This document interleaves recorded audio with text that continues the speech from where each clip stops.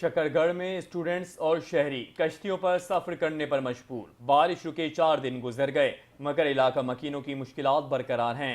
नालाबई के बहाव से पलियां और आरजी रास्ते बह जाने के बायस 30 से ज्यादा देहात के मकीन सफरी मुश्किलात का शिकार हैं, मगर सबसे ज्यादा मुतासिर तलबा हैं जिनके लिए स्कूलों तक रसाई मुश्किल हो गई है।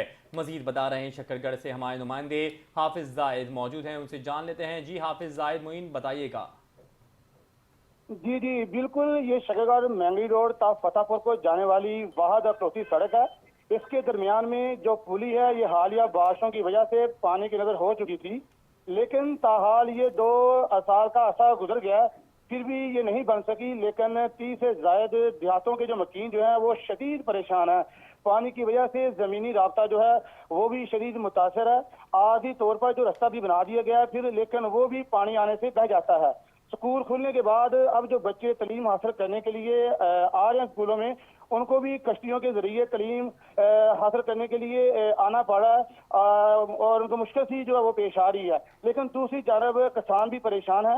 लेकिन शहरियों ने वज़ीर आला मरीम नवाज साहिबा और वज़ीर आज़म शहबाज शरीफ से ये मुतालबा किया है कि इसको बहाल किया जाए, तमीर की जाए, ताकि हमारे आने जाने में आसानी हो। जी।